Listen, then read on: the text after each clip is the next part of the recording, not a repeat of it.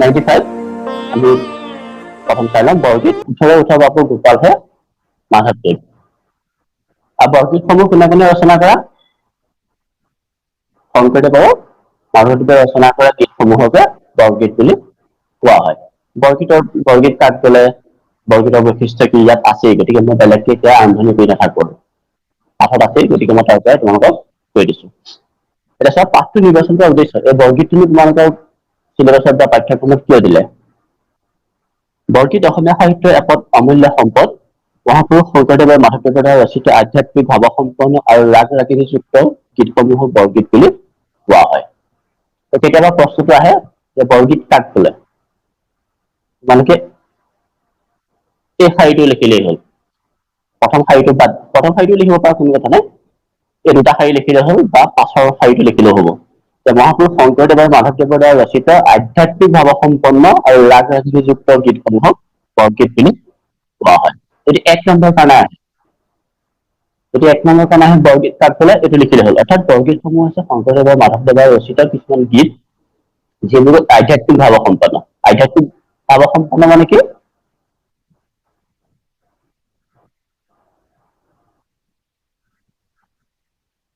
ভগৱানৰ লগত জড়িত, ভগৱানৰ লগত জড়িত, ঈশ্বৰৰ লগত জড়িত, আল্লাহৰ লগত জড়িত, সেইখিনি কথা কম। মানে যাৰ যি ভগৱান, নিজা ভগৱান যি আছে, কিন্তু আমাৰ শংকৰদেৱ আৰু মাধৱদেৱে যিহেতু শ্ৰীকৃষ্ণকে ভগৱান বুলি মানিছিলে, গতিকে তেখেতলোকৰ কাৰণে ইয়াত দেৱতা হিচাপে শ্ৰীকৃষ্ণ হ'ব, আৰু বেলেগ বেলেগ ধৰ্মৰ কাৰণে ধৰা আল্লাহ আছে, কাৰোবাৰ কাৰণে যীশুখ্ৰীষ্ট আছে, প্ৰত্যেকৰ কাৰণে বেলেগ বেলেগ। কিন্তু ইয়াত আমি বুজাইছো যে শংকৰদেৱ মাধৱদেৱৰ যিবোৰ আধ্যাত্মিক ভাৱসম্পন্ন, অৰ্থাৎ ভগৱান শ্ৰীকৃষ্ণৰ লগত জড়িত যিবোৰ গীত, আৰু ৰাগ ৰাগিণীযুক্ত, ৰাগ তালযুক্ত থাকিব লাগিব। সেইবোৰ নহ'লেতো গীত হ'বই নোৱাৰে, সেইবোৰ তাত আছে। বৰগীতত বেদ উপনিষদৰ মৰ্মাৰ্থ, বৈষ্ণৱ ধৰ্মৰ উপাস্য দেৱতা শ্ৰীকৃষ্ণৰ মহিমা আৰু ভক্ত হৃদয়ৰ আকুল প্ৰাৰ্থনা সাংগীতিক ভাষাৰে বৰ্ণনা কৰা হৈছে। অতি সুন্দৰকে সংজ্ঞাটো দিয়া আছে ইয়াতে। যে বৰগীতত বেদ আৰু উপনিষদত কি আছে তাৰ সাৰমৰ্মখিনি পোৱা যায়। আৰু আমাৰ বৈষ্ণৱ ধৰ্মৰ উপাস্য দেৱতা আছে শ্ৰীকৃষ্ণ, অথবা বৈষ্ণৱ ধৰ্মৰ এটা বৈশিষ্ট্য আছে বেলেগ ধৰ্মৰ লগত। এতিয়া আমাৰ হিন্দু ধৰ্ম বা সনাতন ধৰ্মৰ বৈশিষ্ট্য অলপ বেলেগ। সনাতন ধৰ্মৰ সনাতন ধৰ্ম বা হিন্দু ধৰ্মত বৈশিষ্ট্য কি? ৩৩ কোটি দেৱ দেৱতা আছে, বিভিন্ন দেৱ দেৱতাক পূজা কৰে। কিন্তু বৈষ্ণৱ ধৰ্ম বা ১০৮ ধৰ্ম, ইছলাম ধৰ্ম, খ্ৰীষ্টান ধৰ্ম, সেইকেইটা ধৰ্ম প্ৰায় একেই। কি কাৰণে একেই? যে এজনক বিশ্বাস কৰে। বুজি পাইছানে তোমালোকে কথাটো? শুনি আছা? সনাতন ধৰ্ম বা বৈষ্ণৱ ধৰ্ম সনাতন ধৰ্মৰে এটা অংশ। তথাপি কিন্তু বৈষ্ণৱ ধৰ্ম, ইছলাম ধৰ্ম, খ্ৰীষ্টান ধৰ্ম বা বুদ্ধিজিম, সেইবিলাক জৈন ধৰ্ম, সেইবিলাকৰ লগত এটা মেইন বৈশিষ্ট্য আছে কি? এজনকে বিশ্বাস কৰে। কিন্তু সনাতন ধৰ্ম বা আমাৰ হিন্দু ধৰ্মৰ বাকী বিলাকে কি কৰে? বহুত দেৱ দেৱীক পূজা কৰে, বহুত দেৱ দেৱীক বিশ্বাস কৰে। গতিকে বৈষ্ণৱ ধৰ্মৰ উপাস্য দেৱতা আছে, অৰ্থাৎ বৈষ্ণৱ ধৰ্মৰ যিসকল মানুহ, ধৰ্মাৱলম্বী মানুহ, তেখেতলোকে শ্ৰীকৃষ্ণক কেৱল পূজা কৰে, যে শ্ৰীকৃষ্ণৰ মহিমা আৰু ভক্ত হৃদয়ৰ আকুল প্ৰাৰ্থনা। অৰ্থাৎ ভক্তই কেনেকৈ ভগৱানৰ ওচৰত কাষ চাপিব পাৰে, ভগৱানৰ ওচৰত কেনেকৈ স্থান পাব পাৰে, সেই কথাখিনিকে সাংগীতিক ভাষাৰে কৈছে, অৰ্থাৎ গীতৰ ভাষাৰে বুজাই দিছে। বৰগীতৰ বিষয়বস্তু লীলা, বিৰহ, বিৰক্তি, পৰমাৰ্থ, সুৰ, চাতুৰি, এই ৬টা ভাগত ভাগ কৰা হয়। কেতিয়াবা প্ৰশ্ন আহে যে বৰগীতৰ বিষয়বস্তু কেইটা ভাগত ভাগ কৰা হয়? ৬টা ভাগত। এইকেইটা মনত ৰাখিবা: লীলা, বিৰহ, বিৰক্তি, পৰমাৰ্থ, সুৰ, চাতুৰি, এই ৬টা ভাগত ভাগ কৰা হয়। শ্ৰীকৃষ্ণৰ শিশুকালৰ বিভিন্ন লীলা মাধৱদেৱৰ বৰগীতসমূহত প্ৰকাশ পাইছে। আছে ইয়াত মাধৱদেৱৰ বৰগীতৰ বিষয়ে মই কৈ আছো। তদুপৰি মাতৃ যশোদা আৰু পুত্ৰ শ্ৰীকৃষ্ণৰ স্নেহপূৰ্ণ মমতাময় সম্পৰ্কৰ মনোৰম বৰ্ণনাৰ মাজেৰে মাতৃ-পুত্ৰ চিৰন্তন ৰূপ পৰিস্ফুট হৈছে। ছাত্ৰ ছাত্ৰীসকলে বৰগীতৰ বিশেষত্ব সম্পৰ্কে জ্ঞাত হোৱাৰ লগতে মাধৱদেৱে ৰচনা কৰা বাৎসল্য ৰসপূৰ্ণ বৰগীতৰো যাতে আভাস পাব পাৰে, সেই উদ্দেশ্যে এই বৰগীতটো পাঠ্যক্ৰমত সন্নিৱিষ্ট কৰা হৈছে। বৰগীতটো হৰিনাৰায়ণ দত্ত বৰুৱা সম্পাদিত বৰগীত নামৰ গ্ৰন্থৰ পৰা লোৱা হৈছে। এতিয়া চোৱা যে আমাৰ শংকৰদেৱৰ মাধৱদেৱৰ যিমানবোৰ বৰগীত আছে, তাৰ মাজত এটা পাৰ্থক্য আছে। পাৰ্থক্যটো জানানে কোনোবাই? শংকৰদেৱ আৰু বৰগীতৰ মাজত পাৰ্থক্য কি?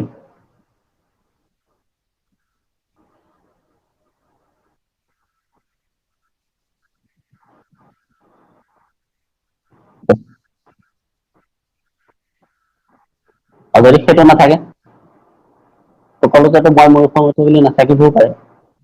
থাকে মেক্সিমামত থাকে, কিন্তু কিছুমানত নাথাকিব পাৰে। তেতিয়া কেনেকে গম পাবা সেইটো যে মাধৱদেৱৰ বৰগীত বা সেইটো যে শংকৰদেৱৰ বৰগীত?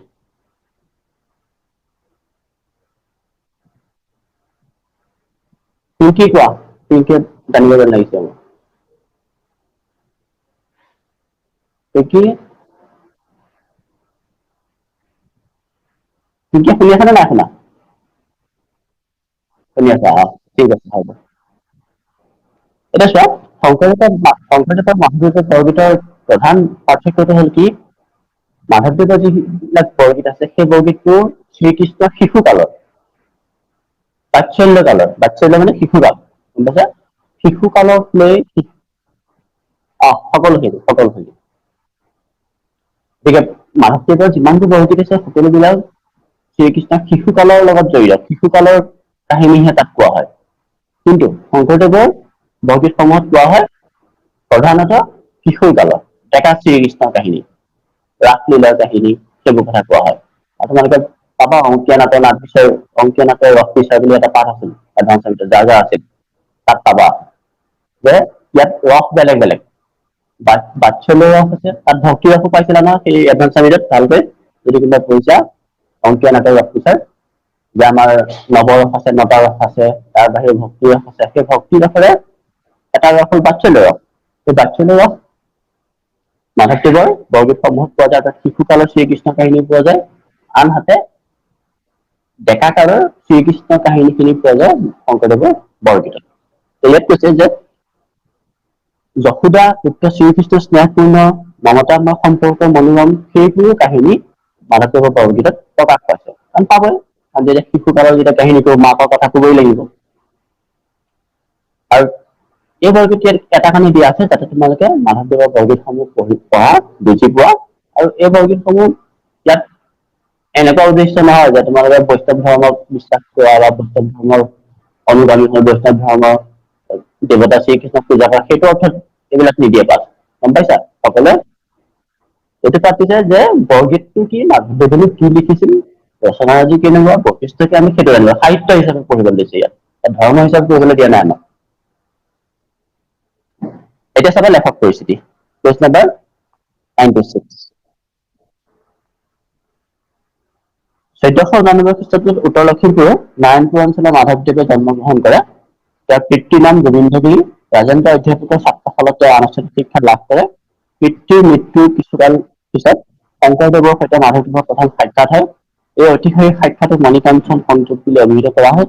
এই সাক্ষাততে মাধৱদেৱে শংকৰদেৱৰ শিষ্যত্ব গ্ৰহণ কৰে। পৰৱৰ্তী সময়ত মাধৱদেৱে শংকৰদেৱৰ প্ৰিয় আৰু প্ৰধান শিষ্য হৈ পৰে। মাধৱদেৱে নৱবৈষ্ণৱ ধৰ্ম প্ৰচাৰ কৰাৰ লগতে কাব্য, নাট, পদ, ভটিমা, গীত আদি ৰচনা কৰি অসমীয়া সাহিত্যক সমৃদ্ধ কৰিছে। তেওঁ আদিকানণ্ড ৰামায়ণ, ৰাজকীয় কাব্য আদি আখ্যানমূলক গ্ৰন্থ, অৰ্জুন ভঞ্জন, পিম্পৰা ভূমি লেটেৰা আদি নাট আৰু ভালেমান বৰগীত, ভটিমা ৰচনা কৰে। নামঘোষা তেওঁৰ জীৱনৰ, তেওঁৰ সাহিত্যিক জীৱনৰ কীৰ্তিস্তম্ভ। তেওঁ ৰচনা কৰা বৰগীতৰ সংখ্যা ১৫৭টা। 1596 খ্ৰীষ্টাব্দত কোচবিহাৰ মাধৱদেৱৰ প্ৰসিদ্ধ প্ৰয়াণ ঘটে। মাধৱদেৱৰ জন্ম ক'ত? উত্তৰ লখিমপুৰ জিলাৰ নাৰায়ণপুৰত। নাৰায়ণপুৰ বহুতে চিনি পোৱা চাগে? তেজপুৰৰ পৰা যদি পূব ফালে গৈ থাকো, তাৰপিছত বিশ্বনাথ চাৰিআলি পোৱাৰ পাছত গহপুৰ পোৱাৰ পাছত নাৰায়ণপুৰ। গহপুৰৰ পৰা নাৰায়ণপুৰলৈ প্ৰায় 25 কিলোমিটাৰ। সেই নাৰায়ণপুৰতে নাৰায়ণপুৰৰ এটা বিশেষ অঞ্চল আছে, তোমালোকে জানিবা ওচৰৰ যিসকল আছা। কি নাম? তোমালোকে মোক চাট বক্সত দিবাচোন, যে নাৰায়ণপুৰৰ কোনটো অঞ্চলত মাধৱদেৱ জন্ম হৈছিল। মাধুৰ্য্য কৈ আছা নেকি কিবা এটা? কোনে কৈছা? কোনোবাই কৈছা?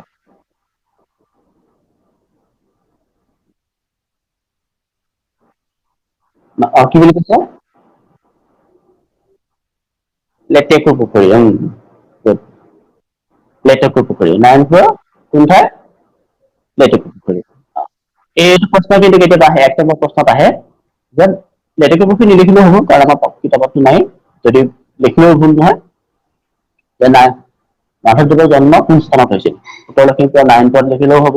যদি কোনোবাই ভাবা যে উত্তৰ লখিমপুৰ জিলাৰ নাৰায়ণপুৰৰ লেটেকু পুখুৰীত হৈছিল, তেনেকে লিখিলেও হ'ব, লিখিলে হ'ব। তাৰপিছত এটা প্ৰশ্ন ইয়াৰ পৰা আহে, কবি লেখক পৰিস্থিতিৰ পৰা, শংকৰদেৱ আৰু মাধৱদেৱে ক'ত লগ হৈছিল সেই সংযোগটোক কি বুলি কোৱা হয়? মণিকাঞ্চন সংযোগ বুলি কোৱা হয়। এতিয়া মণিকাঞ্চন সংযোগ মানে কি, যে দুইজন তাতে লগ হৈছে।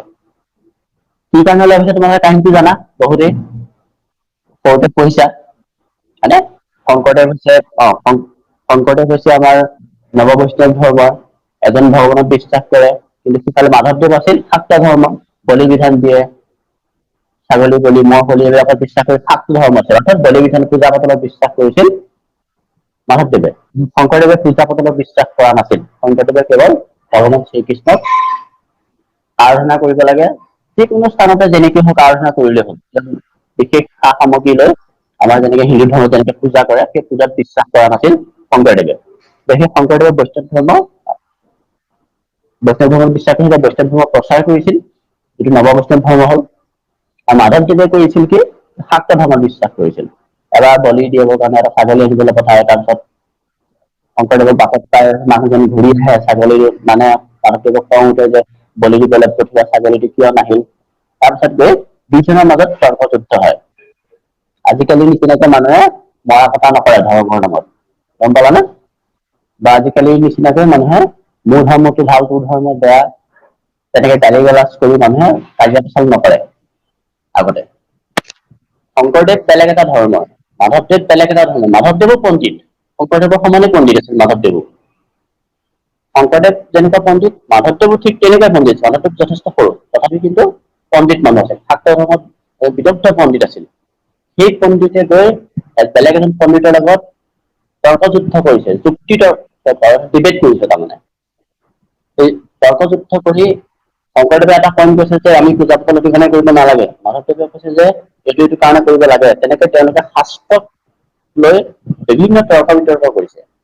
আজিকালি নিচিনাকে আমি ফেচবুকত কমেণ্ট দি কাজিয়া লাগি থকা নাই তেখেতলোকে, গম পালা?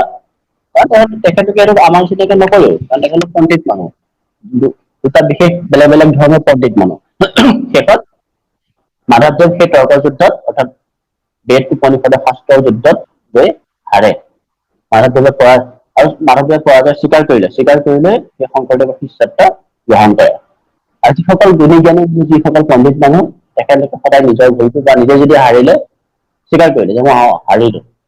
যিবিলাক মূৰ্খ মানুহে কেতিয়াও স্বীকাৰ নকৰে, ই লাগিলে মৰি যাব, তথাপিতো মোৰটোৱে শুদ্ধ, আপোনাৰটো ভুল, তোৰটো ভুল, তোমাৰটো ভুল, তেনেকে কৈ থাকিব। মাধৱদেৱ যিহেতু পণ্ডিত মানুহ, গতিকে তেখেতে নিজৰ পৰাজয় স্বীকাৰ কৰিছে, হয় মই হাৰিলো যুক্তিতৰ্কত, তাৰপিছত লগে লগে শংকৰদেৱৰ শিষ্যত্ব গ্ৰহণ কৰিছে, শংকৰদেৱৰ শিষ্য হৈ গ'ল। শংকৰদেৱৰ প্ৰিয় শিষ্য হৈ গ'ল। আৰু এতিয়া চোৱা, শংকৰদেৱৰ বহুত শিষ্য আছিল, আমি কাৰ নাম জানো? মাধৱদেৱৰ নামেই প্ৰথমতে আহে, মাধৱদেৱৰ নামেই জানো। যিজন আকৌ বেলেগ এটা ধৰ্মৰ আছিল, বেলেগ ধৰ্মত বিশ্বাসী আছিল। কি কাৰণে জানো? কাৰণ তেখেত এজন বিদগ্ধ পণ্ডিত আছিল। পণ্ডিত হোৱাৰ কাৰণে তেখেতে আহি বৈষ্ণৱ ধৰ্মলৈ যেতিয়া গুচি অহাৰ লগে লগে তেখেতৰ সেই পাণ্ডিত্য দেখুৱাবলৈ সুবিধা পালে। তাৰপিছত কি নহল? মাধৱদেৱৰ আমি জানো মাধৱদেৱে কি কি ৰচনা কৰিছে, তুমি চাবা, আদিকাণ্ড ৰামায়ণ। ৰামায়ণ কোনে ৰচনা কৰিছিল? বাল্মীকি। কিন্তু অসমীয়াটো অনুবাদ কোনে কৰিছিল?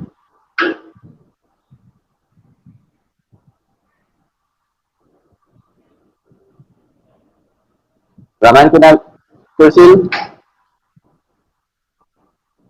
তোমালোকে নামটো চাবা, মই উপাধি কৈ দিছো, কুন্দলি। কি কুন্দলি মই নকওঁ, কন্দলীয়ে ৰামায়ণখন অসমীয়ালৈ অনুবাদ কৰিছিল। অসমীয়া মানে তেতিয়া সংস্কৃত মিক্স তেনেকৈ হ'ব আৰু আজিকালি আধুনিক অসমীয়াটো হ'ব নোৱাৰে।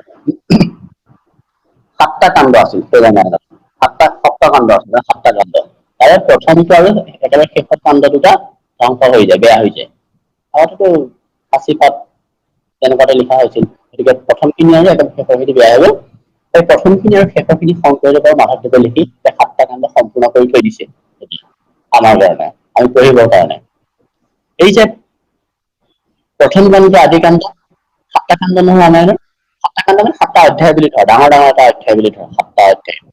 সেই প্ৰথম অধ্যায়টো মাধৱদেৱে ৰচনা কৰিলে, আৰু একেবাৰে শেষৰ যিটো কাণ্ড, শেষৰ কাণ্ড মানে ধৰা অধ্যায় বুলি ধৰি লোৱা, এটা ডাঙৰ এটা অধ্যায়, সেই ডাঙৰ অধ্যায়টো ৰচনা কৰিলে শংকৰদেৱে।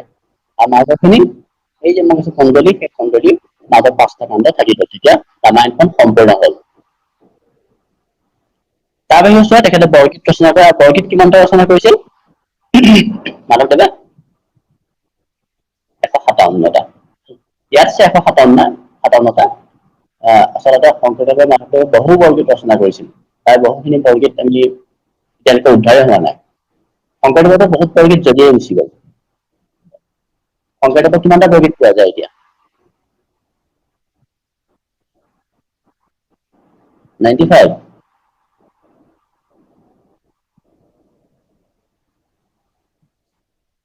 এতিয়া শংকৰদেৱৰ বৰগীত কেৱল পোৱা যায় 34টা।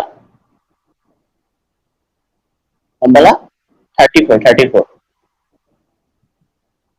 কেৱল 34টা বৰগীতহে আমাৰ হাতত আছে এতিয়া। তেখেতে ৰচনা কৰিছিল বহুত, চকুৰি বৰগীত ৰচনা কৰিছিল বুলি ধৰা হয়, বা ধাৰণা কৰা হয় যে তেখেতে চকুৰি মানে কিমান হ'ব? চকুৰি মানে কিমান? 120। তেখেতে প্ৰায় 120টা বৰগীত ৰচনা কৰিছিল বুলি ধৰি লোৱা হয়, কিন্তু সেই বৰগীতসমূহ এজনে পঢ়িবলৈ নিয়ে, আছে কাহিনী এটা, এজনে পঢ়িবলৈ নিয়ে, পঢ়িবলৈ নিওঁতে জ্বলি যায়। এই এতিয়া আমি যিকেইটা পাইছো বৰগীত, সেই ক'ৰ পৰা উদ্ধাৰ কৰি মেলি লোৱা। এতিয়া চোৱা, এটা প্ৰশ্ন এটা আহিছিল, মই কি কাৰণে কৈছো শংকৰদেৱৰ বৰগীতৰ কথাটো, যে শংকৰদেৱৰ মাধৱদেৱৰ মুঠ বৰগীত এটা প্ৰশ্ন আহিছিল ফাইনেলত। বহুতে এইটো ভুল কৰিছে, কাৰণ কিতাপত নাই সেইটো। কাৰণ আমাৰ ইয়াত আছে কিমান 157টা বুলি আছে, মাধৱদেৱৰ আছে। কিন্তু প্ৰশ্নটো আহিলে কি সেইবাৰ, যে শংকৰদেৱ আৰু মাধৱদেৱে মুঠ বৰগীত কিমানটা ৰচনা কৰিছিল, সেইটো প্ৰশ্ন আহি গ'ল এবাৰ। এতিয়া বহুতে কি কৰিলে, প্ৰশ্নটো ভালকে নপঢ়ি কিতাপত পঢ়িছে 157 লিখিছে ফাইনেলত। আৰু জানে কিবা এটা কৈছিলা, কি কৈছিলা? কিবা এটা কৈছিলা?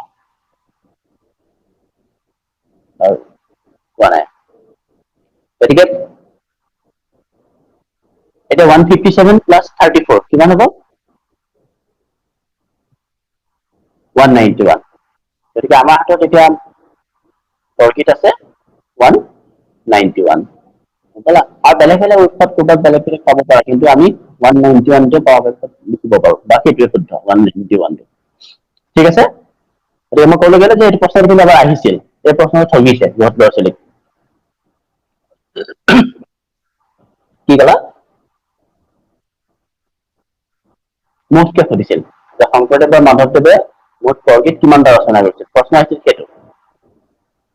প্ৰশ্নটো দেখিলে যে বৰগীত সংখ্যা দেখিছে, কিমানটা বৰগীত, চব 157 লিখিছে চবেই। এইটো ফাইনেলত আহিছিলে এবাৰ। এতিয়া সেইটো চাবা। তোমালোকৰ এতিয়া আমি যাওঁ বৰগীতলৈ। আজি যাওঁ নে নাযাওঁ কোৱা? ঠিক আছে, এতিয়া আমি যাওঁ বৰগীতলৈ। মূল পাঠ চোৱা, পেজ নাম্বাৰ 96 কাৰোবাৰ মাইক অন আছে কোৱাচোন, মই উল্টাই শুনি আছো।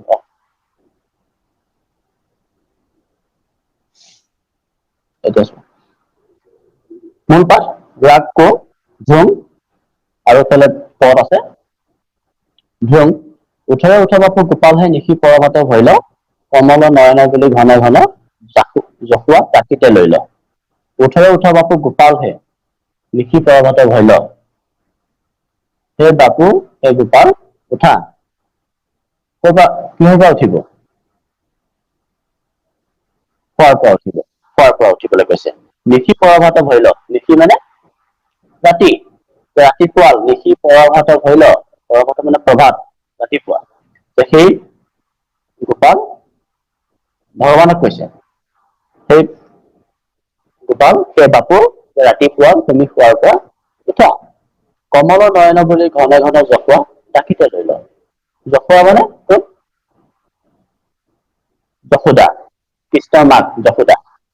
গতিকে যশোদাই কৈছে সেই কমল নয়ন মৰমতে মাতিছে, সেই কমল নয়ন, সেই বাপু, সেই গোপাল ৰাতিপুৱা নিশি পৰৱতে ধৰিলে, অৰ্থাৎ ৰাতিপুৱা তুমি খোৱাৰ পৰা উঠাম বুলি ঘনে ঘন বাৰে বাৰে যশোদা তাকি কৰিলে, যশোদাই মাতিবলৈ আৰম্ভ কৰিলে।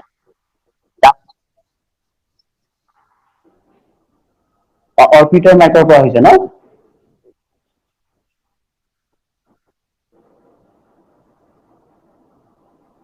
মীনাক্ষী আৰু তুমি দুইটাই অফ কৰি দিয়া। ঠিক আছে, এতিয়া ভাল। এতিয়া চোৱা যে উঠৰ বাপু গোপালহে নিশি পৰৱতে ধৰিলে, সেই বাপু সেই গোপাল ৰাতি নিশি পৰৱতে ধৰিলে, ৰাতিপুৱা তুমি এতিয়া উঠা। কমলৰ নয়নে বুলি ঘনে ঘনে যশোদা ডাকিব ললে, সেই কমল নয়ন মৰমতে মাতিছে মাকে যশোদাই যে ৰাতিপুৱা তুমি উঠা। সেইটো হৈছে ধ্ৰুং, প্ৰথম দুটা শাৰী। তাৰপিছত আমি পদটো চাম এতিয়া। মূৰৰ প্ৰাণধন সুচান্দ বৰণ গাঁও ছোৱালী পেট নিন্দ সৰ্বপুৰুষৰ শিৰৰ ভূষণ তুমি সদায় গোবিন্দ। মূৰ পুত্ৰ বুলি যশোদা গোৱালি বুকে বান্ধি তোলে লয়লা, বয়নে চুম্বন কৰি ঘনে ঘনে আনন্দে মগন হৈলা। সিদ্ধ মুনিজনে চিন্তিয়া নাপাৱে সৌ সৰি জপোৱা কলে, দ্বিজগতৰ প্ৰতি ভকতি মিলিলে মূৰ্খ মাধৱে বোলে। একেবাৰে চুটি বৰগীত। এতিয়া চোৱা, এতিয়া বৰগীত বিলাক কেতিয়া আমাৰ আহে, প্ৰসংগ সংগতি কথা ব্যাখ্যা কৰিবলৈ আহে, বহুতে কি কি লিখে ঠিক নাই। বিভিন্ন ধৰণৰ উত্তৰ পোৱা যায় ফাইনেলৰ বহীবিলাক যদি আমি চাওঁ। কি কাৰণে সেইটো পোৱা যায়, কোনোবা নোটছৰ পৰা বা কোনোবা ইউটিউব চেনেলত কোনোবা ভুলকে ব্যাখ্যা কৰি থৈছে, সেইবোৰ মুখস্থ কৰি আহি দি দিয়ে, পৰীক্ষাত আহি লিখি দিয়ে। আমি যদি শুদ্ধকে যদি গোটেই বৰগীতটো বুজি থৈ দিওঁ, অৰ্থটো বুজি থওঁ, তেতিয়া আমাৰ মুখস্থ কৰাৰ একো প্ৰয়োজন নাই। বুজি পাইছা? মুখস্থ কৰাৰ একো প্ৰয়োজন নাই, কেলে মুখস্থ কৰিব লাগে আমাক? বৰগীত যদি কোনোবাই গোৱা, তেতিয়া বৰগীতটো মুখস্থ কৰা, তেতিয়া বেলেগ কথা। কিন্তু আমি বৰগীতটো পঢ়ি পেলাই সম্পূৰ্ণৰূপে অৰ্থ যদি বুজি থৈ দিওঁ, ইয়াৰ পৰা যিটো অংশ আমাক প্ৰসংগ সংগত আমি সেইটো অংশই পাৰিম। আগে পিছে কাহিনীটো জানো, কাৰণ ধ্ৰুংটোতে কৈছে যশোদাই উঠাইছে শুৱাৰ পৰা, গতিকে সেই মূল কাহিনী শুৱাৰ পৰা উঠাইছে। তাৰপিছত পদত কি কৈছে চোৱা, গতিকে আমি বৰগীতটো বুজি পাব লাগিব। মূৰ প্ৰাণধন সুচন্দ বৰণ গাঁও চালি তেজ নিন্দ, সেই মোৰ প্ৰাণধন যশোদাই কৈছে। কাৰণ ধ্ৰুৱতে কৈছে ন যশোদা উঠাইছে শ্ৰীকৃষ্ণক শুৱাৰ পৰা। যে মূৰৰ প্ৰাণধন সুচান্দ বৰণ গাঁও চালি তেজ নিন্দ, যে সেই সুচান্দ, চান্দ মানে কি?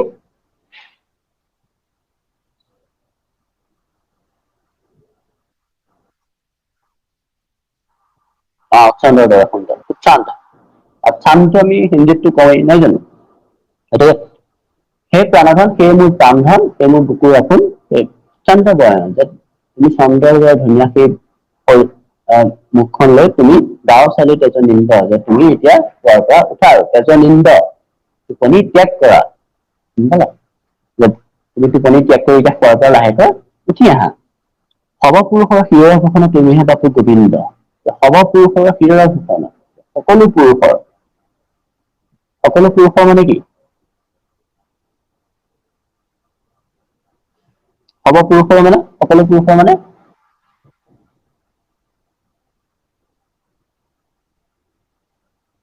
তেতিয়া কি সৰ্বপুৰুষৰ মানে? এতিয়া চোৱা, সৰ্বপুৰুষৰ শিৰৰ ভূষণ, সৰ্বপুৰুষৰ মানে সকলো জীৱ, গম পালা? ইয়াত পুৰুষ বুলি বুজাই দিছে আৰু, যে সকলো মানুহৰ, আগতে মানুহ শব্দটো খুব কম ব্যৱহাৰ কৰে, বা ব্যক্তি হিচাপে মানুহ খুব কম ব্যৱহাৰ কৰে শব্দটো, পুৰুষ বুলি কৈ থৈ দিয়ে। আজিকালিতো মই মানুহ বুলি কওঁ, মানুহ বুজালে কি হব? তাত পুৰুষো থাকিব পাৰে, নাৰীও থাকিব পাৰে। আগতে যিহেতু নাৰীৰ প্ৰভাৱ অলপ কম আছিল, বেলেগ এটা প্ৰসংগ বাৰু, যিয়ে নহওঁক, যে পুৰুষ শব্দটোকে মানুহৰ সলনি ব্যৱহাৰ কৰিছিল বিশেষকৈ। যে সৰ্বপুৰুষ অৰ্থাৎ সকলো মানুহৰ বা সকলো জীৱকুলৰ, জীৱকুলৰ ক্ষেত্ৰত ব্যৱহাৰ কৰিছে। শিৰৰে ভূষণ তুমিহে বাপু গোবিন্দ, যে তুমি শিৰৰ ভূষণৰ দৰে, যে তুমি মূৰত থকা কিৰিটিৰ দৰে মূৰত থকা অলংকাৰৰ দৰে, তুমিহে বাপু গোবিন্দ, তুমি হৈছে বাপু গোবিন্দ। যে তুমি সকলো জীৱ জগতৰে উদ্ধত, সকলো জীৱকুলৰ তুমি ৰক্ষা কৰি, সকলো জীৱকুলৰ তুমি শ্ৰেষ্ঠ, আৰু তুমি হৈছা বাপু গোবিন্দ। বুজি পাইছা?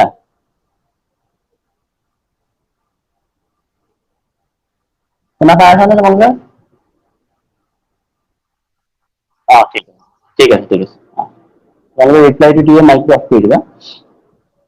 মোৰ পুত্ৰ বুলি যশোদা গোৱালি বুকে বান্ধি কোলাই লৈলা। তাৰপিছত যশোদাই এইটো উঠাই আছে শ্ৰীকৃষ্ণ খোৱাৰ পৰা।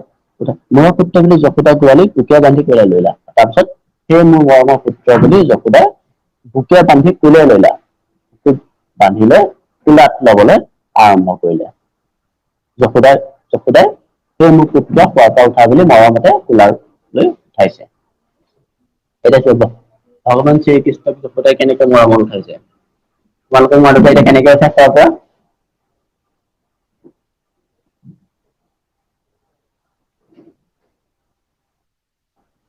কাণত ধৰি এই উঠ পাৰিলে এচাৰি তাহলে এচাৰিডাল আনি মাৰিডাল আনি আজিকালি শুব নিদিয়ে। উঠ ইমান দেৰিলৈকে শুবলৈ আহিছ। হয়নে? তেনেকুৱা কিন্তু আৰু সেইটো অসমত তোমালোকৰ ডাঙৰ হোতে সেইটো কৰে। কাৰণ নহলে তোমালোকে এলাহ কৰি নুঠিবা। কিন্তু সৰু অৱস্থাত যিকোনো অভিভাৱকে শিশু এটাক মৰমেৰে উঠায়। কাৰণ কি কাৰণে সি এটা মানসিক প্ৰভাৱ এটা পেলাই। আমি একেবাৰে সৰু কালতে শিশু এটাক যদি দাবী ধমকি দি শুৱাৰ পৰা উঠাও সি মানসিক স্থিতিৰ কাৰণে বৰ ভাল নহয়। তোমালোকৰ একো কথা নাই এতিয়া। তোমালোকৰ দুচাকমান দিও উঠাব পাৰে।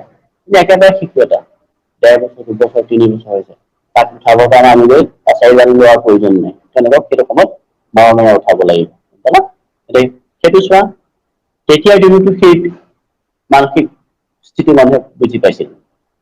শ্ৰীকৃষ্ণ যেতিয়া মানুহ বুলিয়ে ধৰিলে তেতিয়াহ'লে তেতিয়া দিনতো সেই মানসিক স্থিতি বুজি পাইছিল যে শিশু এটাক আমি গৈ গালি গালাজ পাৰি উঠোৱা নাই। উঠাইছে নেকি যশোদাই? এই শ্ৰীকৃষ্ণ উঠ। আৰু যশোদাইতো ভগৱান শ্ৰীকৃষ্ণক যিহেতু সেইটো সময়তো প্ৰথম ভবা নাছিল ন, ইয়াত যদি কবিতাত প্ৰকাশ পাইছে। সাধাৰণ পুত্ৰ এজন। ভগৱান হ'ল কি হ'ল? কিন্তু যশোদাৰ পুত্ৰ, গতিকে পুত্ৰ হিচাপে ব্যৱহাৰ কৰিব। কিবা-কিবি দাবী ধমকি দিয়া নাই। মৰমত উঠাইছে।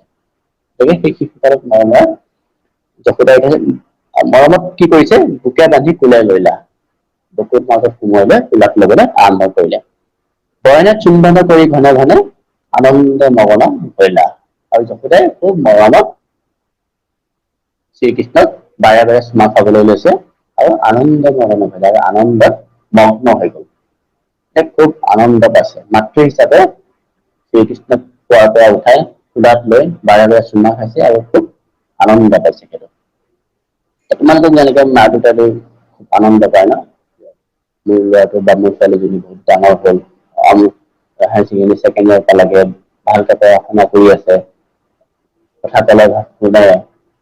যিটো আনন্দ পায় তোমালোকৰ মা-দেউতাই বা যিটো মা-দেউতাৰ ভাল লাগে। মানুহ আহিলে যদি সোধে আপোনাৰ ল'ৰা-ছোৱালী কিমান ডাঙৰ হ'ল? এই হায়াৰ ছেকেণ্ডাৰী পালেগে, ছেকেণ্ড ইয়েৰ পালে। মানে অহংকাৰত ক'ব যে মোৰ ল'ৰা বা মোৰ ছোৱালী ডাঙৰ হ'ল। সেই যে অহংকাৰত কয় সেইটো আনন্দ। সেই ভগৱান শ্ৰীকৃষ্ণকো সেই শিশু কালতে যশোদাই কোলাত লৈ বাৰে বাৰে চুমা খাইছে মৰমতে আৰু খুব আনন্দ পাইছে, আনন্দত মগ্ন হৈ গৈছে। এতিয়া চোৱা সিদ্ধ মুনিগণে চিন্তা নাপাৱ সৌ সৰু জকোৱা কোলে জগতৰ প্ৰতি ভকতি মিলিলে মূৰ্খ মাধৱ। এতিয়া মাধৱদেৱে কৈছে কি যে সিদ্ধ মুনিগণে চিন্তা নাপাৱ সৌ সৰু জকোৱা কোলে। সিদ্ধ মুনিগণে ইমান ঋষি-মুনি আছে সকলোৱে চিন্তা নাপায়, চিন্তা কৰিও নাপায়। ইয়াত চিন্তা মানে তপস্যা কৰি, ধ্যান কৰি। তপস্যা কৰি ধ্যান কৰিও নাপায়। কাক নাপায়? ভগৱান শ্ৰীকৃষ্ণক। ভগৱান শ্ৰীকৃষ্ণৰ যিজন ভগৱান শ্ৰীকৃষ্ণক বিভিন্ন ঋষি-মুনিসকলে বহু কষ্টৰে তপস্যা কৰি বিভিন্ন উপায়ে তপস্যা কৰি ধ্যান কৰি যিজনক নাপায় সেইজন সু শৰীৰ জকোৱা ক'লে। সেইজন ভগৱান আকৌ সু শৰীৰে আহি যশোদাৰ কোলাত আহি সোমাইছেহি। গতিকে যশোদাৰ কিমান আনন্দ হ'ব লাগিব। আৰু সেইটো কি কাৰণে সম্ভৱ হৈছে? ত্ৰিজগতৰ প্ৰতি ভকতি মিলিলে মূৰ্খ মাধৱ বোলে। আৰু সেইটো সম্ভৱ এটা কাৰণে হৈছে যে সেই ত্ৰিজগতৰ প্ৰতি ভগৱান শ্ৰীকৃষ্ণৰ কথা কৈছে। তিনিখন জগতৰ স্বৰ্গ, মৰ্ত্য, পাতাল। তিনিখন জগতৰ প্ৰতি বা তিনিখন জগতৰ অধিকাৰী ভগৱান শ্ৰীকৃষ্ণৰ ভকতিত ভগৱান শ্ৰীকৃষ্ণৰ প্ৰতি যশোদাৰ ইমানেই ভক্তি আছিল যে সেই ভক্তিত আপ্লুপ্ত হৈ ভগৱান শ্ৰীকৃষ্ণই আহি ধৰা দিছেহি নিজে। ভগৱান শ্ৰীকৃষ্ণই যশোদাৰ ভক্তিত সন্তুষ্ট হৈ বা যশোদাৰ ভক্তিত ইমানেই আপ্লুত হ'ল যে হৈ আহি তেখেতে সেই যশোদাৰ কোলাত সন্তান ৰূপে আহি দেখা দিছেহি। সেইটো সম্ভৱ হৈছে কেৱল ভকতিৰ বাহিৰে, ভক্তিৰ কাৰণে। মূৰ্খ মানুহে বোলে মাধৱদেৱে কৈছে যে সেইটো কাৰণেই সম্ভৱ হৈছে, কাৰণ যিজন ভগৱানক তিনি কোণ জগতৰ যিজন পতি, সেইজনক ঋষি মুনিসকলে বিভিন্ন ধ্যান ধাৰণা কৰি তপস্যা কৰি সাক্ষাৎ নাপায় বা দেখা সৌভাগ্য নঘটে, সেইজন ভগৱানক যশোদাই নিজৰ কোলাত সন্তান ৰূপে ল'বলৈ পাইছে। কিমান সৌভাগ্যৰ কথা বা কিমান আনন্দৰ কথা। সেইটো সম্ভৱ কেৱল যে যশোদা ভগৱানৰ প্ৰতি খুব ভক্তিভাৱ আছিল। আৰু সেইটো বৈষ্ণৱ ধৰ্মত বিশ্বাসো কৰে, সেইটো যে ভগৱানে তাক দেখা দিব, বা বেলেগ ধৰ্মতো বহুতে বিশ্বাস কৰে যে ভগৱানে তাক দেখা কৰিব,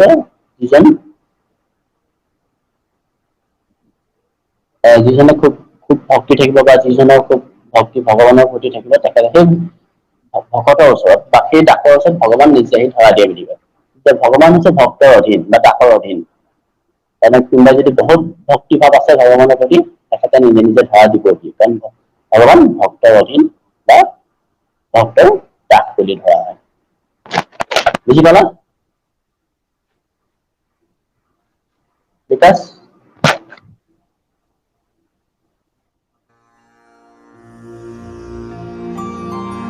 কোৱা এতিয়া, শুনা শুনা বুজি পালা, শুনা শুনা নাই কোৱা?